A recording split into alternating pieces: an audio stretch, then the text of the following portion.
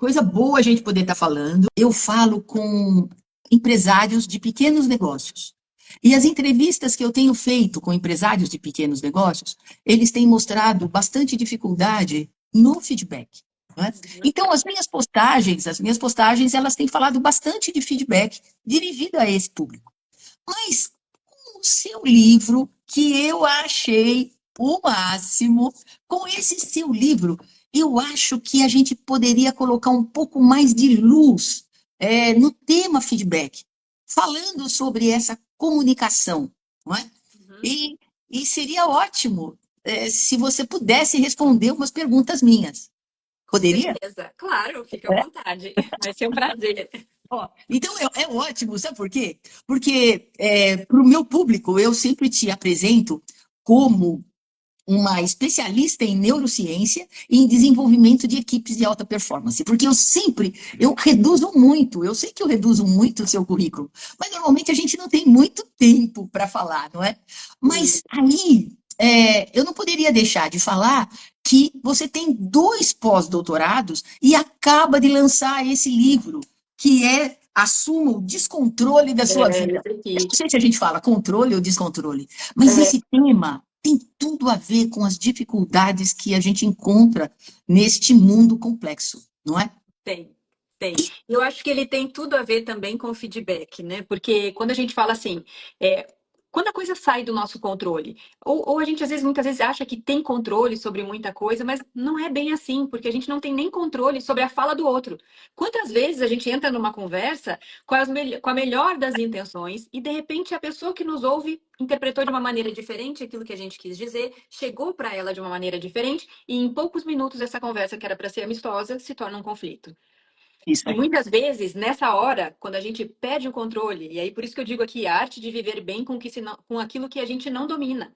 Então, por exemplo, nesse momento eu não dominei, não estou dominando aquilo. Eu preciso aprender a lidar com uma situação que chegou como um imprevisto na minha vida, porque o que estava programado para essa conversa tinha um destino. E, de repente, a interpretação de um ou a minha infelicidade na colocação de algumas palavras pode ter levado essa conversa para um outro rumo.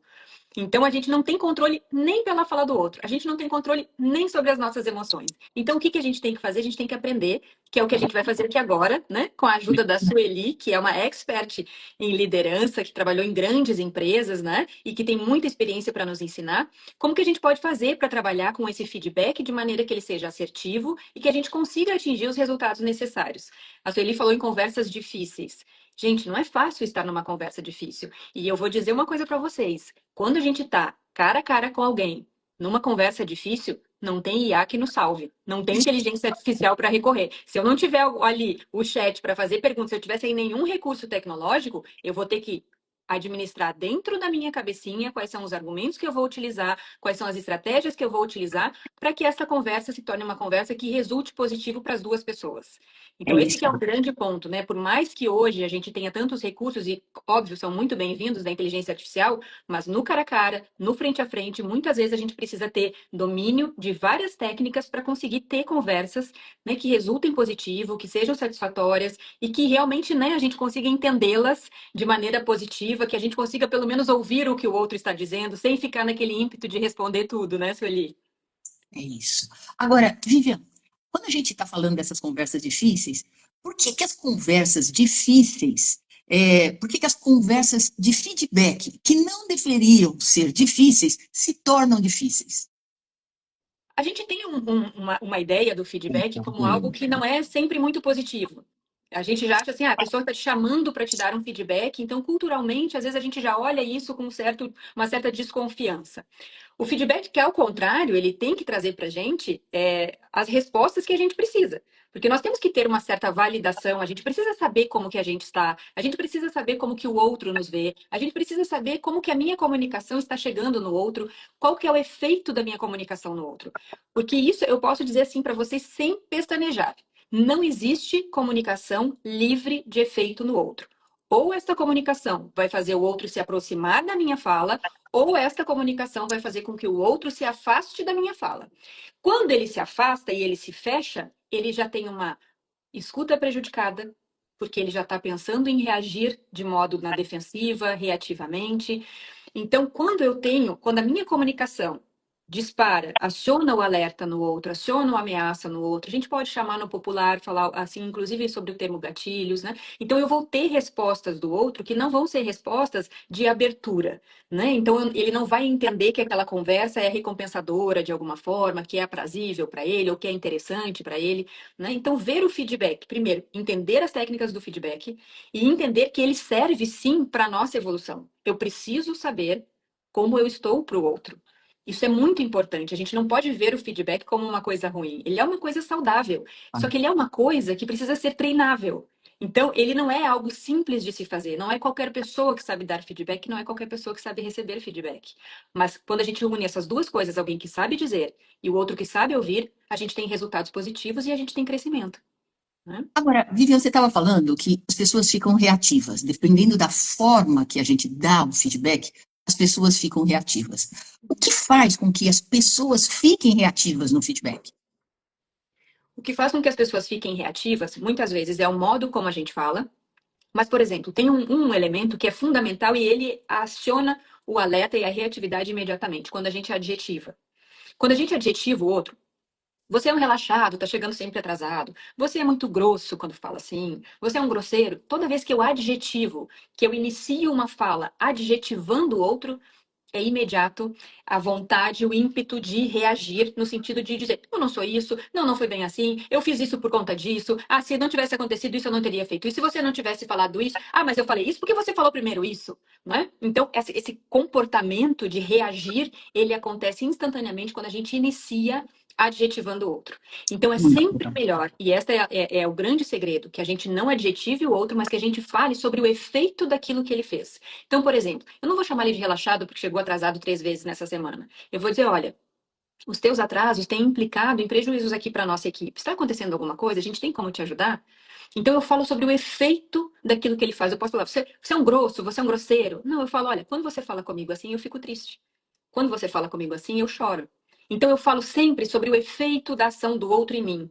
E eu não adjetivo, porque eu não vou ganhar nada adjetivando ele, né?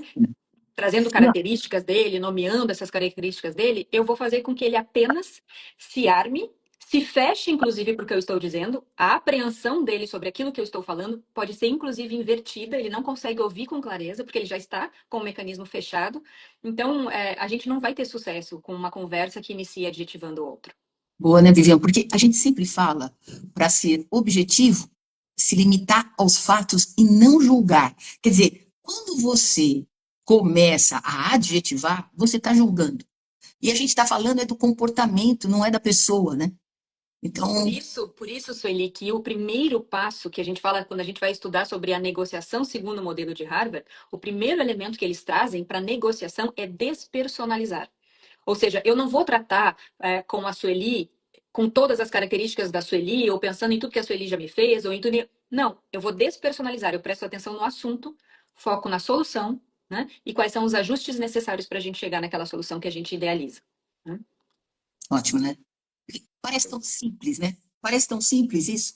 Ah, a gente já viu. Então, uma das coisas que deixa o outro reativo é esse ataque, não é? Esse Uhum. julgar, esse tratar do outro. Agora, você fala assim, qual é o segredo? Então, vamos pensar numa conversa de feedback. Qual é o segredo para que o outro abra os ouvidos, os olhos e o coração para aquilo que a gente está levando no feedback? Olha, Sueli, a gente pode começar. A gente usa, às vezes, algumas analogias para entender um pouquinho do nosso mecanismo, do nosso cérebro, mas alguns neurocientistas chamam de ameaça e recompensa, outros perigo e segurança. Quando eu ouço algo que me soa como uma ameaça, um alerta, e esse alerta ele pode vir inclusive no meio da conversa. Sabe quando às vezes a gente está conversando com alguém e a gente fala assim, acho que essa pessoa está mentindo para mim agora. Aqui acionou o alerta. No momento que aciono o alerta, eu já me fecho e já tendo a ser reativo. Quando eu aciono recompensa, segurança, significa que eu estou numa conversa aprazível, que eu estou entendendo que aquele feedback está vindo para o meu crescimento. Eu tenho, inclusive, interesse em saber como que eu estou me saindo. Eu gosto de saber como eu estou sendo, né, avaliado, onde eu trabalho, qual é o meu comportamento, como as pessoas me veem, quais são as minhas características mais fortes que estão aqui sendo imprimidas nas minhas ações. Então, isso é muito positivo. Então, o nosso cérebro, ele sempre vai tentar identificar se algo é uma ameaça ou se é uma segurança. E a nossa comunicação, ela nunca é livre de efeito no outro. Portanto, ela sempre vai acionar ou a ameaça ou recompensa, ou o perigo ou a segurança. Por isso que eu digo que a nossa fala nunca é livre de efeito no outro. Sempre vai ter um impacto, a gente sempre vai ser afetado pela fala do outro. Então, o cuidado com a fala e o conhecimento sobre a comunicação é fundamental para que a gente tenha relacionamentos interpessoais saudáveis. Né? Porque a gente faz liderança por meio do quê? Por meio da comunicação. Claro.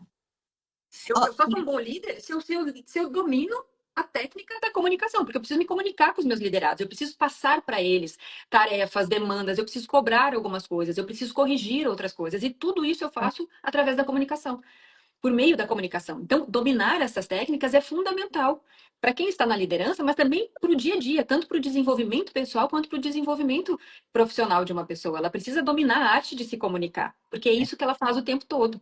E olha, eu digo para vocês o seguinte: cada vez mais nós vamos estar carentes nesta área. Área de gestão de conflitos, área de resolução de problemas e de pensamento crítico. Porque a gente tem muitos recursos tecnológicos agora que estão tomando conta e cuidando dessa área. Mas se a gente for parar para pensar, né? Quantos nomes de ruas a gente lembrava um tempo atrás que não lembra hoje? Quantos números de telefone a gente decorava, tinha decorado e a gente não tem mais hoje? Então, a tecnologia vem fazendo, né, um trabalho que antes nós realizávamos e que, claro, essa estrutura, como se fosse uma musculatura, a gente não está usando nesse momento. Então, saber sair de uma conversa, eu digo que o que diferencia as pessoas não é entrar num conflito. Entrar no conflito é a coisa mais fácil que tem. É uma palavra torta, já surgiu um conflito. É uma frase mal dita, já temos um conflito aqui. Entrar num conflito é rápido, fácil, qualquer um tem condições. O que nos diferencia um dos outros é como a gente sai de um conflito. Tá aqui o conflito. Como que eu vou manejar isso para eu chegar no resultado final que seja positivo? Sair do conflito de maneira positiva é o que nos diferencia. E é aqui que entra a nossa técnica, todas as ferramentas que a gente pode usar, todo o nosso conhecimento, e isso que a gente está fazendo aqui, aprendendo um pouco mais sobre o tema. Vivian, eu acho que tem duas coisas importantes. A primeira é o seguinte: antes de alguém dar o feedback, é importante ele fazer uma autoanálise. Qual é a minha intenção? Porque a intenção a gente mostra. A gente mostra a intenção pelos olhos, pelo tom da fala, a gente mostra a intenção. E quando você tem a intenção de desenvolver o outro percebe, mesmo que a gente erre na técnica, mas a intenção, ela é muito forte, ele te dá um voto de confiança. Essa da intenção, eu acho que é o primeiro ponto. Feedback. Sempre tem uma necessidade, né? A gente pode falar de intenção ou necessidade. Às vezes as pessoas estão discutindo e elas não param para pensar o que está por trás disso. Qual que é o nosso interesse? Às vezes o interesse é positivo. Ah, não, eu quero que esse relacionamento dure mais. Eu quero ser feliz nesse relacionamento. Mas por que essa discussão está acontecendo aqui? Será que, nesse momento, se a gente lembrar da intenção e do interesse, será que essa conversa não vai tomar um outro rumo? Porque se eu tenho intenção de ficar junto e ser feliz com alguém, eu não posso usar impropérios, eu não posso desrespeitar, eu não posso gritar, eu não devo fazer isso. Porque a minha intenção, o meu interesse é ficar junto e manter o amor. Se o meu interesse é melhorar os resultados, eu vou ouvir esse feedback que eu recebo pensando justamente nisso. Como isso que eu estou recebendo de feedback vai me ajudar a chegar neste objetivo, nessa minha necessidade, que é melhorar meus resultados. Então, quando a gente faz isso, de se dar conta de qual é a intenção, qual é o meu interesse, qual é o meu real objetivo, a gente muda um pouco também a forma de conduzir a conversa, né? Conduzir o modo de falar e o modo de receber. Isso. E, olha, tem uma outra coisa. Eu, com frequência, estou falando nos treinamentos a respeito de feedback. E sempre que eu pergunto, você lembra de um feedback efetivo que você recebeu, que realmente impactou a sua vida, impactou o seu desenvolvimento profissional? E eu peço para as pessoas lembrarem. E aí eu pergunto, há quanto tempo você recebeu esse feedback? Vivian, você acredita que tem gente que lembra de feedback de 20 anos, de 25 anos, de 10 anos? Os mais novinhos lembram de feedback de 3 anos. Olha como um feedback bem dado, efetivo, aquele que abre todos os canais para a gente poder refletir sobre ele, absorvê-lo. Como a gente guarda isso? Então, quando a gente está falando de dar feedback, às vezes as pessoas elas não se dão conta da importância da gente se preparar para um feedback. E você ainda traz mais, da importância da gente se preparar para o imprevisto de uma conversa, não é? Isso. Exatamente. E esses feedbacks que normalmente a gente guarda por muitos anos é justamente porque eles nos afetaram emocionalmente e certamente eles vieram nos causando uma sensação de valor. Quando a gente se sente valorizado, quando alguém vem nos dar uma dica, vem nos dar um retorno de algo que a gente fez e a gente se sente valorizado, a gente se sente importante quando alguém vem falar isso pra gente, né? Porque vem no sentido de fazer crescer, de dar uma dica, de falar, olha, vai por aqui que eu acho que é melhor, né? Vamos fazer desse jeito, vamos tentar fazer de outra forma, vamos ajustar aqui, de repente a gente chega melhor lá. Então, acho que isso faz, isso quando a gente percebe que isso é genuíno, que existe uma vontade de fazer o outro melhor, de conversar, de resolver, né? Então, quando a gente percebe isso, isso fica marcado, porque isso, de alguma forma, é alguém que está contribuindo para o nosso crescimento. E não tem nada mais fantástico do que a gente conseguir se relacionar com quem é capaz de ampliar a nossa capacidade de pensar. Quem é capaz de ampliar a nossa capacidade de ver as coisas. Viu? Quanto mais a gente estuda, quanto mais conhecimento a gente tem, quanto mais prática a gente tem, melhor a gente fica. Melhor a gente fica, a vida fica melhor. Muitas vezes eu vou autografar aqui o livro, eu coloco assim, quanto mais se aprende sobre a vida, melhor ela fica. Não que a gente deixe de ver as coisas que a gente já via antes, mas a gente coloca outras lentes que facilitam a visão, que facilitam a gente ver as coisas e a gente acaba vendo de uma maneira mais leve aquilo que a gente antes via de uma maneira mais pesada. É isso. Eu estou vendo aqui os comentários, o Marcos falando que ele lembra de todos os feedbacks dele. Ah, Marcos, que você é um legal. cara de sorte. Olha, as pessoas se abriram, fizeram muito bem com você. Olha, foram conversas ótimas essas. Seria bom se a gente passasse a ver feedback como uma conversa. Isso seria muito bom. Tem uma coisa que eu gosto muito de pensar no feedback, para a gente se preparar, é que se você é um empreendedor, se você tem um pequeno negócio, se você tem uma equipe, não interessa qualquer que seja o negócio, mas se você tem uma equipe e você vai dar o feedback para uma pessoa, provavelmente o seu ganha vai ser o quê? O resultado que aquela pessoa vai trazer. Porque o líder, ele é responsável pelos resultados através da pessoa. Então, o seu ganha é o resultado, mas o outro também tem que ter um ganha. O que que ele ganha? Então, tem que ser uma conversa onde os dois ganhem. E você tem que trabalhar para o ganha do outro. Porque quando o outro entender o ganha dele, absorver o seu feedback, o seu ganha vem depois, que é o resultado. O seu ganha é um efeito colateral do ganha dele. Então a gente tem que pensar no ganha do outro, sabe? Isso vai motivar o outro a trazer esse resultado. Isso modifica todo o clima. Né? Quem é que Exatamente. está falando aqui? Você consegue ler aqui, Vivian? Deixa eu ver, peraí. Feedback é antagônico em meu ponto de vista, pois, embora Ah, tenha um propósito contributivo, pode expor limitações que precisam ser trabalhadas nas pessoas. olha, eu vou falar uma coisa para você. Eu gosto dessa sua colocação e eu vou falar o seguinte: se eu tenho uma limitação, eu adoraria ter alguém em que eu confio, que mostre essa limitação e me ajude a pensar em formas de superá-la.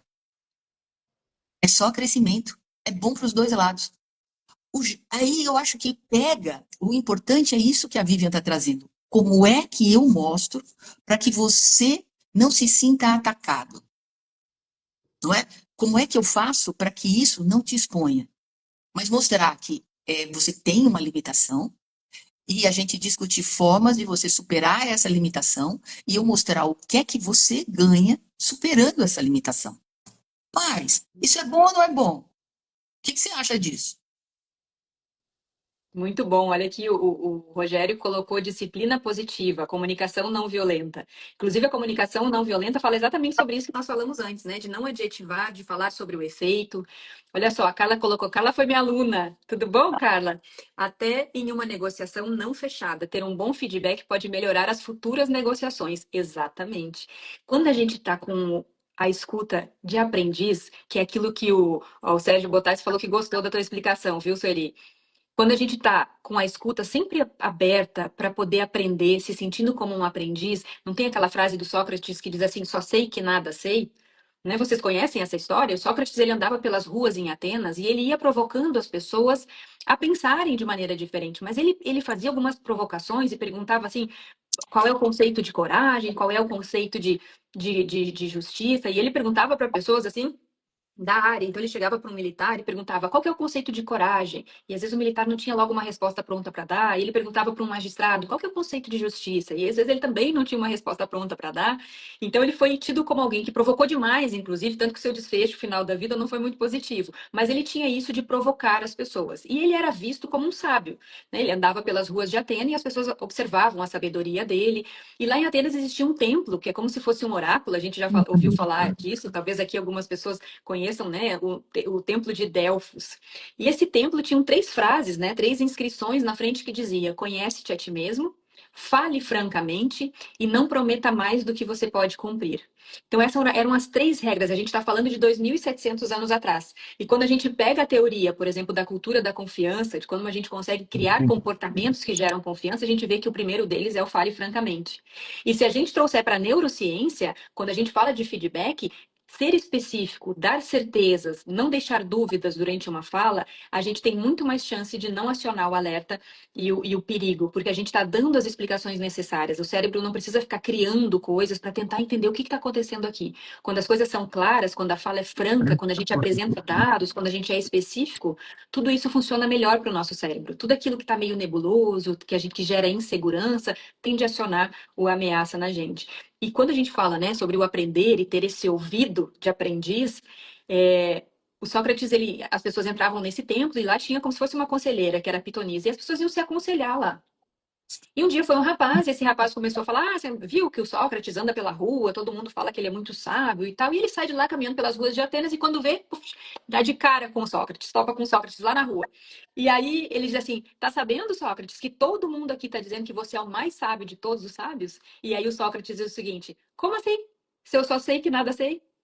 Então, quando a gente tem esse olhar, né, para entender que a gente não sabe tudo.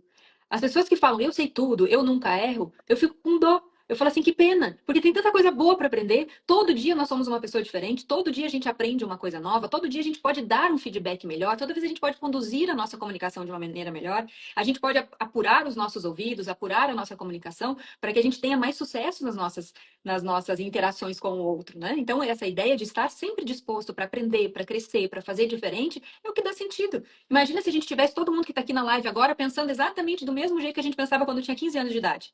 Que pena, né? Que bom, a gente pensa muito melhor hoje e vai pensar cada vez melhor. É só a gente ter essa ideia de que a gente pode sim sempre aprender a fazer melhor, aqui, a aprender e tal, praticar, né? E a gente vai ficando cada vez melhor, né? É isso mesmo. Eu concordo totalmente com você. E eu queria pegar aqui um comentário, é uma parceria para a evolução. É uma parceria para a evolução. Eu adoro quando você fala assim, de uma forma tão ampla, com essa visão de filósofo que você tem, mas eu queria trazer de novo aqui para o feedback. É, a gente fica sempre pensando, né? Liderança é uma habilidade comunicativa. A gente pode desenvolver a nossa comunicação, essa habilidade. Mas eu acho, Viviane, que tem uma coisa que facilita muito a liderança, que é desenvolver a confiança na relação. Porque quando tem a confiança na relação, a gente tem respeito, tem verdade, tem empatia, a gente confia no outro. O outro pode falar coisas duras para a gente, mas ele vai falar com respeito, não é? Ele vai falar a verdade, ele não vai se esquivar, ele vai falar aquelas coisas difíceis para a gente. Mas, então, eu acho que nas nossas relações, a gente deveria, primeiro, pensar em como fortalecer esses laços de confiança. Porque isso facilita muito os momentos difíceis da nossa comunicação, em todas as áreas da nossa vida. E principalmente numa área onde existe o ambiente de trabalho, existe relações formais, nem tudo é dito. Nem tudo. Por questões tantas, né, Viviane? Questões tantas. Mas quando tem confiança, a gente pede para a pessoa o feedback. A gente vai lá e a gente quer um feedback, porque a gente acredita que aquela pessoa vai me falar algo que vai fazer bem para mim. Olha só, é ou não é confiança, não é? Muito, E muito.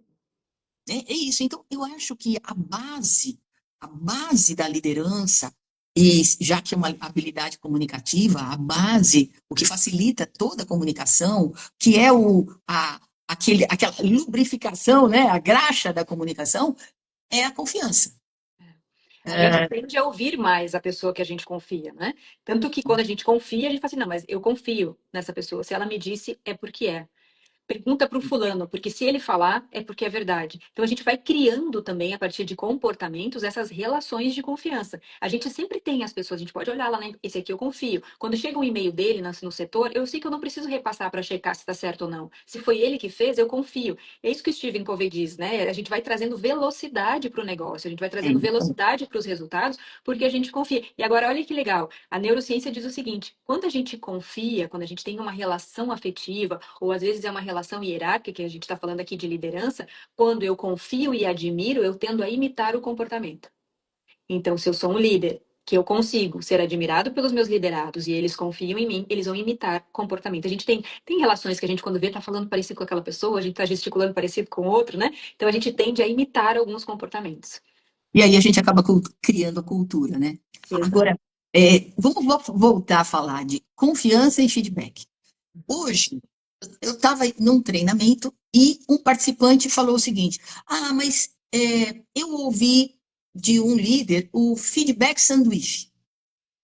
Eu pedi, fala mais sobre o feedback sanduíche.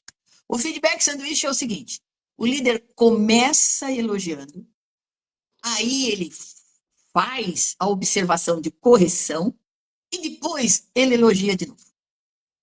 Uhum. Então, isso daí mostra a falta de confiança existente nessa relação. Por quê? Porque o líder, se ele dissesse só o que tem que ser corrigido, a pessoa não ia acreditar. Ela precisa, primeiro, receber um feedback de elogio, de reforço, para depois ela estar receptiva para receber um corretivo, e aí ela fica chateada, daí você dá um outro de reforço para ela ficar. Gente, isso daqui mostra a fragilidade dessa relação. Sem contar, Vivian, que daí eu pergunto para as pessoas: bom, legal, isso funciona da primeira vez, mas quando esse líder vem te dar o feedback e começa a te elogiar, o que, que vem à sua cabeça? E as pessoas logo falam: ah, agora lá vem a coisa ruim. Eles nem veem o corretivo como alguma coisa construtiva. Quer dizer, isso daí é uma técnica. E técnica só funciona a primeira vez, não é? Quando você não faz isso de uma forma verdadeira, que tem essa habilidade, só vai pegar a primeira vez, depois não pega mais. Depois, pelo contrário, isso enfraquece a liderança. Quer dizer, você vê quantas técnicas são ensinadas sobre feedback e quantas delas não acabam desgastando o líder. Um feedback efetivo, ele deve começar com uma relação de confiança. E se for a primeira vez que eu estou dando esse feedback, não é? Bom, é aqui que começa tudo. Eu vou começar com respeito, empatia, falar a verdade, tomar cuidado para não fazer esses julgamentos. Tem mais alguma coisa que você queira acrescentar para não travar os ouvidos e o coração? Eu acho que a gente sempre tem alguma coisa, a gente sempre sabe de alguma, a gente está falando de liderança, de liderados, desse espaço mais corporativo. A gente sempre, se a gente, né, se nós formos um líder que presta atenção nos seus liderados, a gente sempre vai saber alguma coisa sobre eles, alguma coisa que a gente que possa, inclusive, soar mais afetivo para ele na nossa comunicação, onde a gente vai criar uma vinculação de confiança.